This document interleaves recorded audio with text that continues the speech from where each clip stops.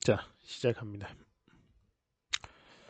자, 상대와의 관계 정립을 했습니다. 그 다음에 이제 연체 관리비에 대한 문제가 발생합니다. 자, 읽어보겠습니다.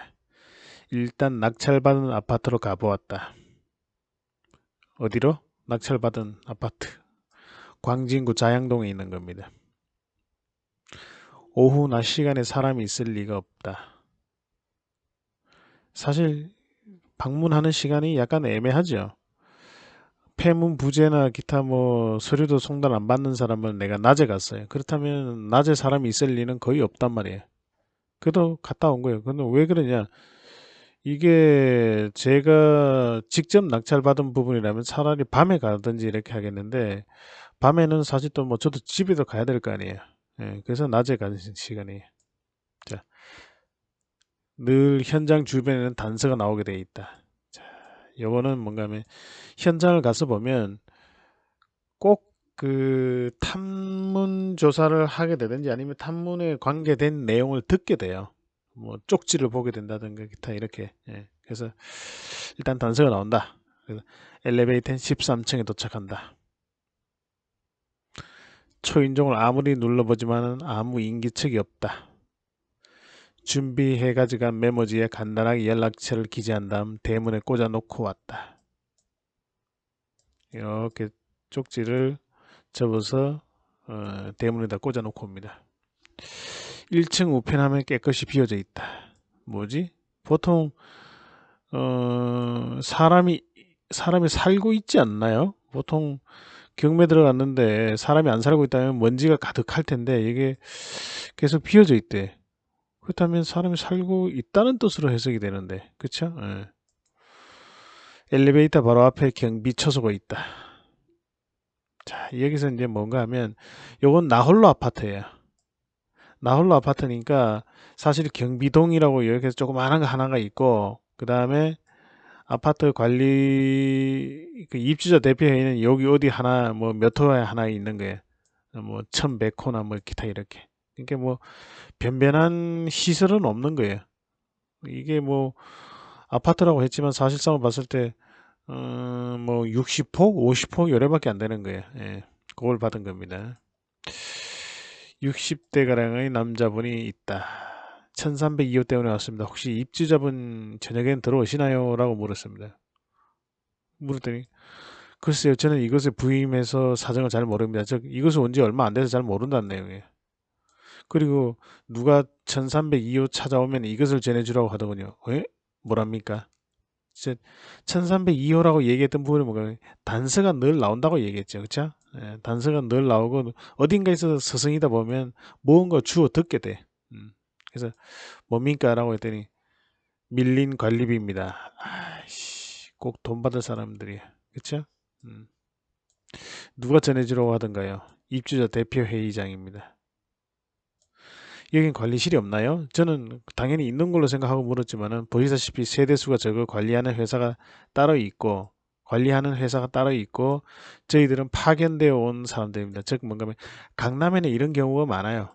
나홀로 아파트, 나홀로 아파트 이게 뭐 10층짜리인데 13층짜리, 15층짜리인데 여기서 뭐 아파트 관리실 이런 거 다 두고 운영할 수는 없잖아요. 그죠? 예. 작은 종이에 성의 없이 써내려간 연체 관리비를 본다. 2년치에 해당하는 약 200만 원 정도다. 경비실에서 건넨 연체 관리비 내역서에 전화번호가 있어 전화를 건다. 이때 전화를 거는 이유는 뭐 그냥 한번 걸어보는 거예요. 전체 연체 관리비 중 공용 부분만 부담할 것이고 전유 부분은 낙찰자가 승계하지 않는다는 의사를 전하는 것이다. 전하려는 것이다. 전화를 걸면서 망설여지는 것은 공용 부분을 내가 먼저 낸다고 해야 할 것인지 아니면 공용 부분도 안 낸다고 때를 쓰는 척하다가 양보를 하면서 공용 부분만 내야 할지 장고가 되었다. 즉 뭔가 하면 공용 부분은 당연히 내야 되는 건데 그쵸? 근데 이것도 공용 부분도 내가 이렇게 얘기하는 아니 그걸 전소유자가 쓴 건데 전소유자가 쓴 건 전소유자한테 받으세요. 너 이제부터 내가 쓰는 것만 낼 겁니다. 아니면 내가 낙찰받은 날로부터 그날로부터 발생한 부분만 낼 거예요 라고 얘기하다 보면 저쪽에서 아니 그게 아니고 뭐 얘기할 거 아니에요. 그러다 보면은 합의점이 아 그럼 공용 부분은 내라 라는 쪽으로 유도를 해 나가려고 얘기했던 겁니다. 예. 자, 그 이유는 대부분 판례에 의하면 낙찰자는 낙찰 이전에 대한 것은 공용 부분의 연체 관리비만 부담하면 된다고 어, 판결을 내렸지만 실무에서는 법 판례와 무관하게 관리실에서 연체 금액 전체를 부담하지 않으면 낙찰자의 입주방해나 명도 대상자인 점유자를 단지 내로 나가지 못하게 막기 때문에 낙찰자가 부담하는 형태로 나타나게 된다. 이 부분은 명확하게 알고 있어야 됩니다. 여러분들도. 아파트 한두 번 낙찰받아가지고는 이런 뜻을 잘 모를 거야 아마. 따라서 공용 부분만 납부한다고 하면 관리실에서 전유 부분까지 모두 납부하라고 할 가능성이 높아. 아예 낙찰자 입장에서 모두 안 낸다고 한 다음 적당히 타협해서 공용 부분만 납부하게끔 고민하게 된다. 납부할까를 고민하게 된다. 실무상 이 부분에 대해서는 여러 가지 방법으로 진행이 된다. 가령 관리실에서 입주와 이사를 방해하면 일단 낙찰자는 공용 부분과 전유 부분의 금액 전부를 일단 납부한 후 입주자 대표회의를 상대로 부당이득 반환원의 소를 제기하며 회수하거나 관리실과 한판 싸움을 벌인 후 타협을 하며 입주한다. 이런 여러 가지 생각을 가져보면서 관리업체에 전환할 건다. 즉 뭔가 하면 아파트가 나와 있으면 조그만한 한 동이 있어요. 근데 여러분들이 낙찰 받는 거는 뭔가 하면 대단히 아파트 아니게 대단히 아파트라면 여기는 이제 보통 그 시골 같은 경우라면 또 이게 대부분 판례가 나와 있지만 이걸 가지고 또 관리실에서 힘겨루기를 한번 해요. 으쌰으쌰 힘겨루기를 한번 하고 힘겨루기에서 지면 낙찰자가 다 부담해요. 그 다음에 부당이득 소송을 다시 소송하거나 뭐 기타 이렇게 가는데 이렇게 이제 서울이라도 이렇게 한 동짜리라면 이건 또 아파트 관리소에서 또 자기들 나름대로 또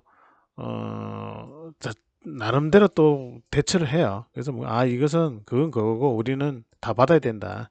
라고 무조건 우기는 거예요.